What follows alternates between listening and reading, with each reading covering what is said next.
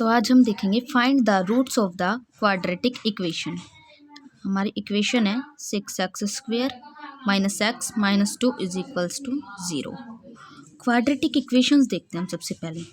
Quadratic equations का मतलब होता है सिंगल वेरिएबल्स की पावर है ना, जो हाईएस्ट पावर वो 2 ही हो सकती है, 2 से ज़्यादा पावर नहीं होती। इसमें सिंगल वेरिएबल क्या हो गया, x। x में है ना ये पूरी टर्म, तो इसका सिंगल वेरिएबल हो गया x, single variable, okay, and power of single variable is 2, so we can say this is a quadratic equation. तो how to find the roots of quadratic equation? इसके लिए ना सम और प्रोडक्ट मेथड होता है, सम और प्रोडक्ट। उसके लिए हमें, और ये होती है कांस्टेंट टर्म। कौन सी टर्म? कांस्टेंट। कांस्टेंट होती है ये। कांस्टेंट का मतलब जो हमारे नंबर्स होते हैं ना, जिसकी वैल्यू चेंज नहीं कर सकते हम। एक्स की तो वैल्यूज़ हम निकाल सकते हैं, बट कांस्टेंट तो कांस्टेंट ही है। इसके लिए है सम और प्रोडक्ट मेथड। उसके लिए हमें कांस्टेंट वैल्यू, कौन सी? कांस्टेंट वैल्यू, और जो यह ना हमारा 6x² मतलब x की पावर 2 का coefficient, highest power of x उसका कोफिशिएंट, x² का कोफिशिएंट, उन दोनों की हम कर लेते हैं मल्टीप्लाई। तो कोफिशिएंट तो हो गया x² का 6 और कांस्टेंट टर्म हो गई हमारी -2, ये आ गया हमारा -12। इन दोनों के प्रोडक्ट के बाद अब बारी आती है जो ये 12 बनता है ना हमारा, इसके फैक्टर्स लिखने हैं। सारे फैक्टर्स लिख लो।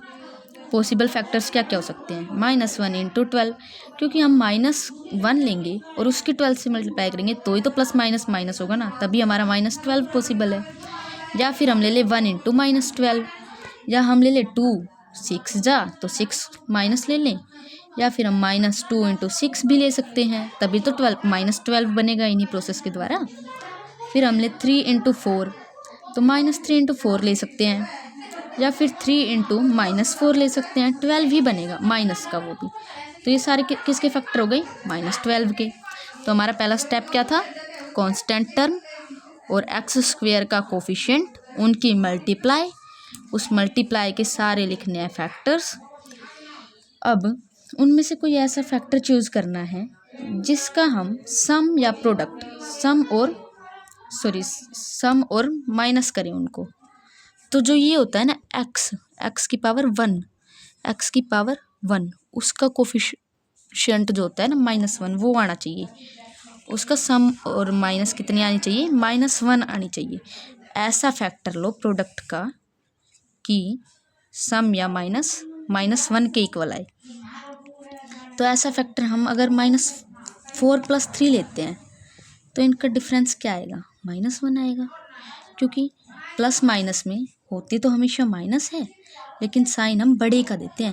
तो इसमें बड़ा कौन है? 4। तो 4 के साथ कौन सा साइन है? 4 के साथ कौन सा साइन है? -1, इसलिए -1 करा।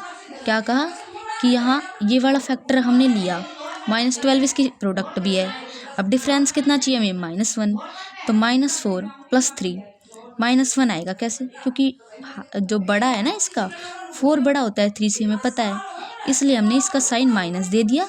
लेकिन प्लस माइनस हमेशा क्या होती है? प्लस माइनस हमेशा होगी माइनस, मतलब उन दो नंबर्स के बीच में होगा माइनस, बट साइन ऑलवेज जो भी बड़ा होगा, ठीक है, ग्रेटर होगा जो।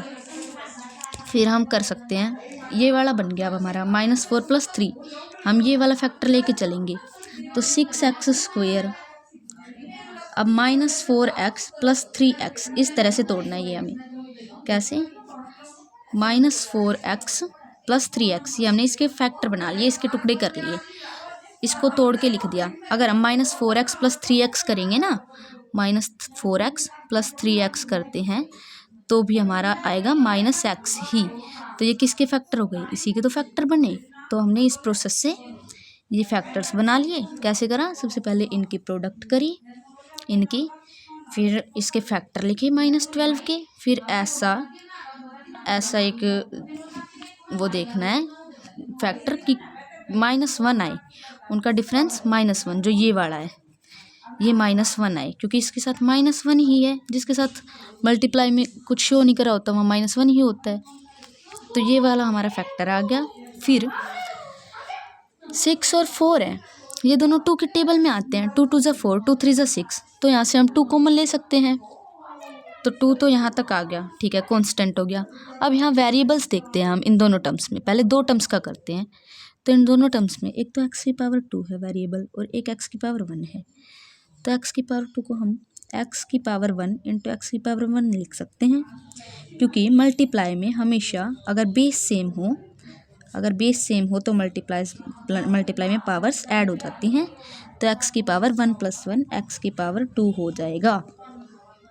ऐसा इसलिए हुआ, तो हम यहाँ से एक x भी कॉमन ले सकते हैं।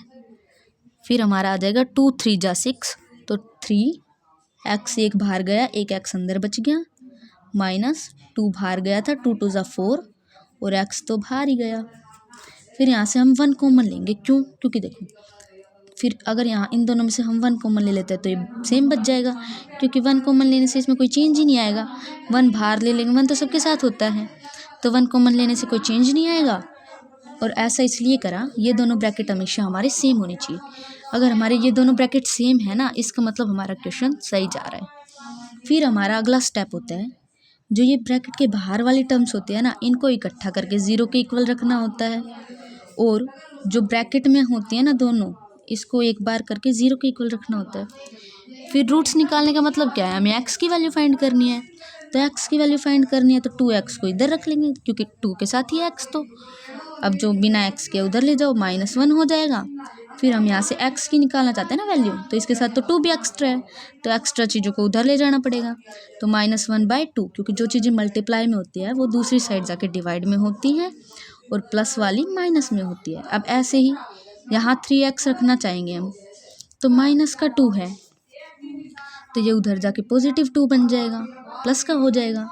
फिर ऐसे ही यहाँ हमें x की ही वैल्यू तो चाहिए ना, बाकी चीज़ें हमें उधर ले जानी पड़ेगी सारी। तो 2/3 हो जाएगा, क्योंकि ये मल्टीप्लाई में।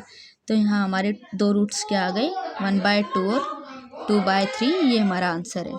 तो इस तरह से क्वाड्रेटिक इक्वेशन के रूट्स फाइंड आउट किए जाते हैं। बिल्कुल ईजी।